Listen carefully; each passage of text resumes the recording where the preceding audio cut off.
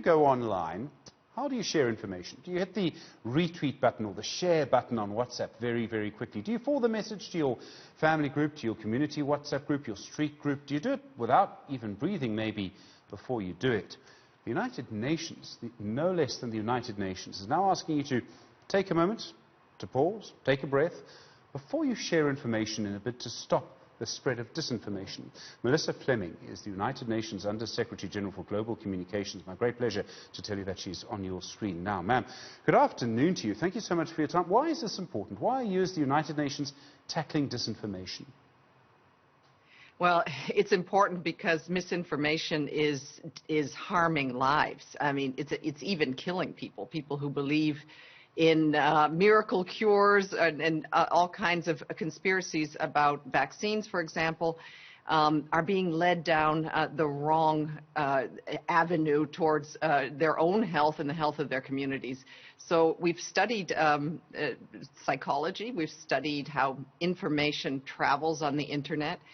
We are experiencing the first global pandemic in the social media age. And you know, this could be a very good thing because we have more people than ever connected. We can reach people with good information, solid public health information on almost every corner of the globe. The problem is there are people creating misinformation, disinformation, and circulating it in ways that are reaching more people than the good information, the science. So we're asking individuals to take a moment before they share it, because we've found that this is really how information is spreading. Sharing instinctively without thinking, without looking at the source, and without contemplating the damage that could be done from that one share.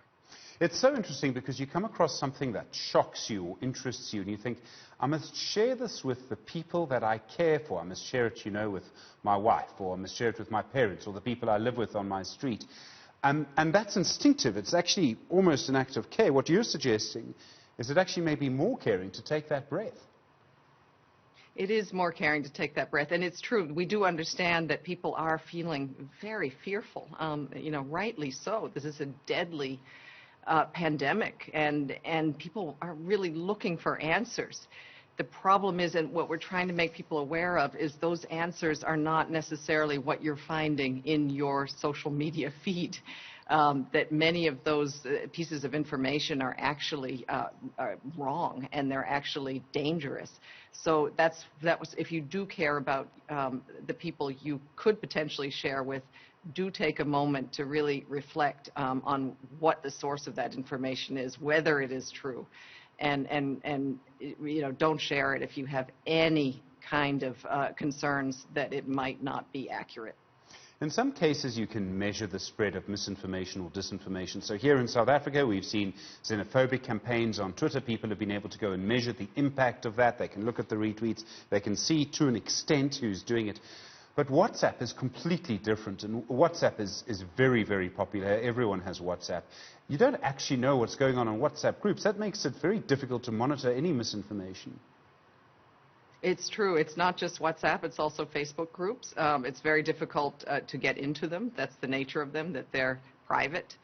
And that's why we have, as part of our initiative, we have recruited over 130,000 information volunteers. These are like, you know, digital first responders, and we're asking more people to sign up.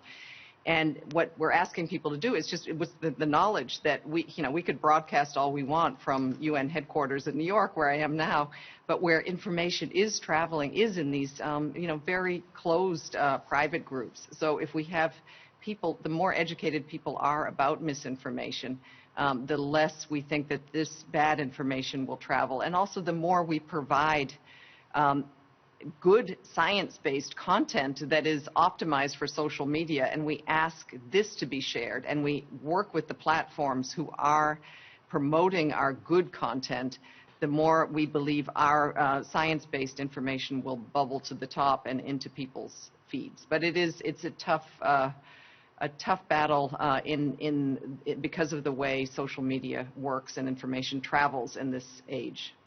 I mean, there must be a responsibility on the companies that control these networks. I mean, I'll mention them. I'm happy to mention them. Twitter, Facebook are the main ones.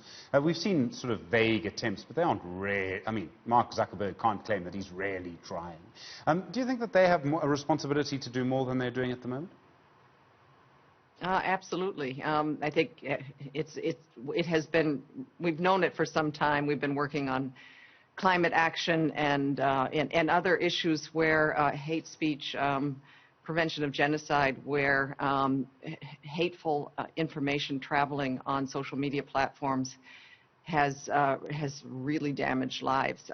And we have been working with the platforms for some time, but I think now it's really come to light, and in this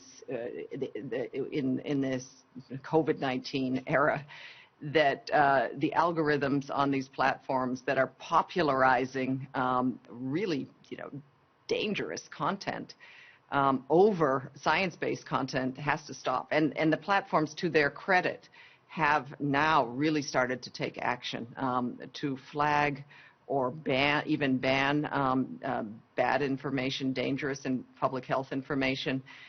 Still, there is certainly more to be done, and we are grateful for the platforms, for their willingness to work with us, and also that they are actively promoting our content, WHO content, for example, the United Nations content, so that it does bubble to the surface, even though it might not be as slick or compelling as some of the productions that the purveyors of misinformation are producing.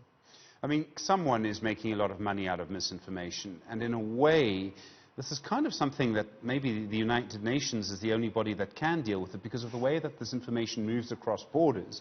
So we might see, I refer to the sort of organized xenophobia campaign on Twitter in South Africa, but to try and sort of regulate that when someone is posting something on a tweet on a phone in South Africa, but it's coming on an American platform or an American-owned platform, that's very difficult to manage. I mean, do you ever see a time when the United Nations could may play more of an active role? And I realize it's very, very difficult to do. Well, I think this maybe shows the value of the United Nations, because our only interest is in the public interest and for public good. We're not interested in making profits. So we can do a few things. We can, produce the content that is based on science and that is truly there only for the public good. We can find partners in the media, and I have to say we've been overwhelmed in a really positive way with media organizations wanting to partner with us. For example, in Africa, MultiChoice Africa has been helping us in phenomenal ways to get our content into the TV screens and into the mobile phones of so many subscribers of MultiChoice across Africa. So Al Jazeera is another media partner that is helping us get our content out. So, there are ways that we, the United Nations, can become an information source of good and a source of information that the public can turn to and can trust, because really what it comes down to, it's all about trust. And I'm sure that your station is doing its best as well to make sure that the public is getting the correct information when they tune in to your programming. So your advice then to people to sort of look after the ones that they care for is to not share it quickly, take a breath, come back and look at it and see if you still want to do it in a few minutes? That's right. So our campaign is to create a new social norm called pause and take care before you share. Just take care, reflect. I mean, that's the simple thing to do. If you want to go deeper, you can also sign up to be an information volunteer with the UN, and you can learn about how misinformation travels. But very simply, just check the source. Just take a few minutes to see where it comes from. Is it a viable source? And then go to reliable sources that you can trust. World Health Organization, your public health body, and find out what's really true. Thank you for your time. I really do appreciate it. Melissa Fleming is United Nations Under Secretary General for Global Communication.